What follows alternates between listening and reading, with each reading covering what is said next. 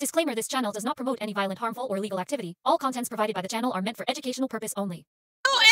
লালবাজার অভিযান ঘিরে কিন্তু ধুমধুমার কাণ্ড শুরু হয়ে গেছে।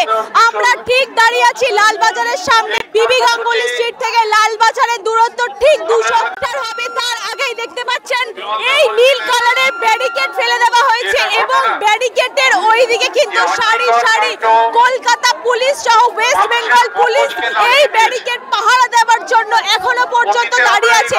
আমি একটু দেখাতে বলবো, ওপরে কিন্তু সিপিআইএম এর পতাকা সহ বিভিন্ন স্লোগান উপরে টাঙিয়ে দেওয়া হয়েছে। তার একটাই কারণ, সিপি বিনীত গোয়েলের যতক্ষণ না পর্যন্ত পদত্যাগ হচ্ছে ততক্ষণ না পর্যন্ত বাম সংগঠন এইখানেই লালবাজারে বসে থাকবে। 30 ঘন্টা তাদের অবস্থান বিক্ষোভ চলবে।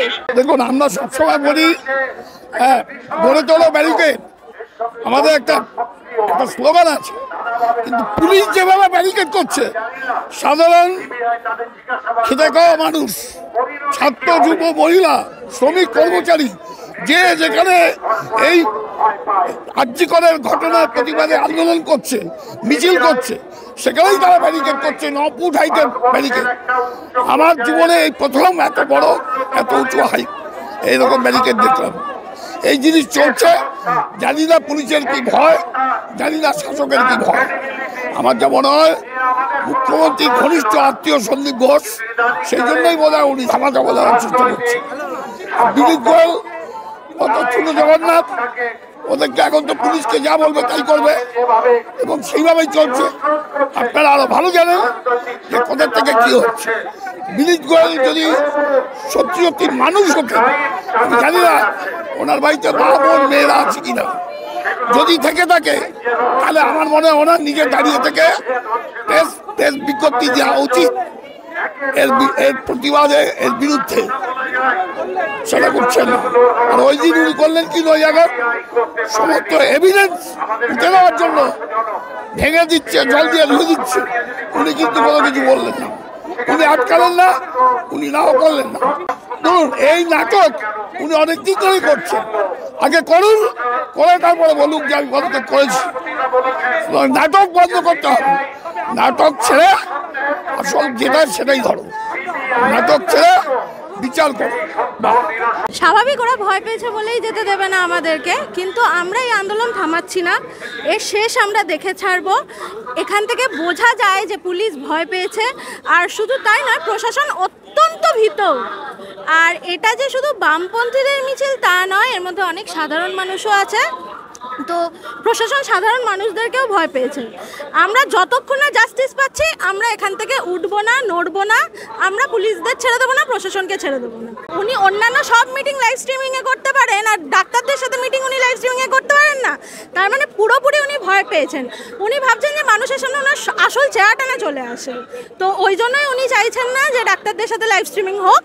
কিন্তু ডাক্তাররা ডাক্তারদের জায়গায় অনড় আছে, আর আমাদের ফুল সাপোর্ট আছে ডাক্তারদের। পদত্যাগ করবেন বলছে উনি ক্ষমতা লোভী। উনি, আমার মনে হয় না এত তাড়াতাড়ি পদত্যাগ করবেন। ওনাকে গদি থেকে টেনে নামাতে হবে। নাটকীয় মঞ্চ তো গত 11-12 বছর ধরে, 13 বছর ধরেই আমরা দেখছি। এটাতে নতুন কিছু তো মানে আমাদের বলার নেই। এই লাইভ স্ট্রিমিং তো হতেই হবে। লাইভ স্ট্রিমিং না হওয়া আর এডিটিং একই তো জিনিস। সমর্থক শব্দ ধরছি আমরা এতদিন।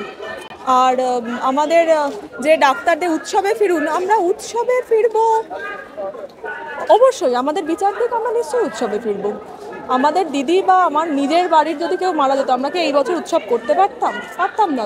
তো সমান তো, আমার দিদি তো মারা গেছে, তো কী করে উৎসবে ফিরবো বিচার না চেয়ে?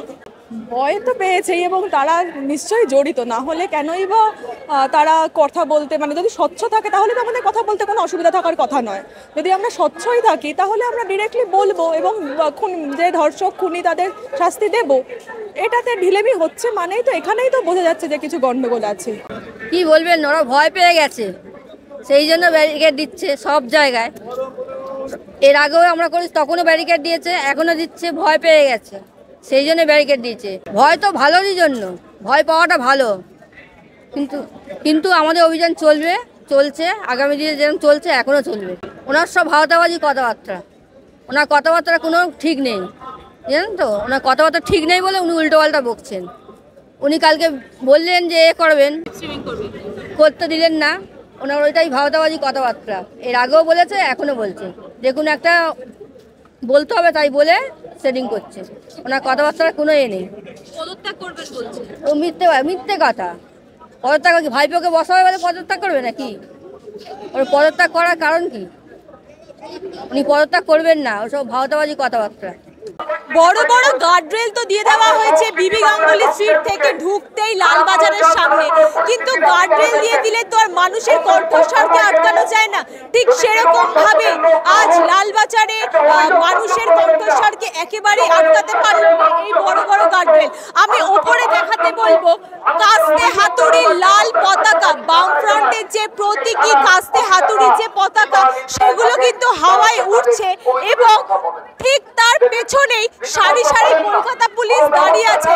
যদি কোনো বিপদ হয়, যদি তারা দুঃসাহস দেখিয়ে গার্ডরেল ভাঙার চেষ্টা করে তাহলে কিন্তু তারা আটকাবে, কিন্তু বামফ্রন্টরা বলছে তারা শান্তিপূর্ণ মিছিল করবে।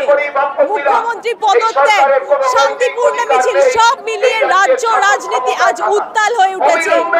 ক্যামেরায় নয়নিকা নিয়োগের সাথে পুজিতা দে, এসএস মিডিয়া।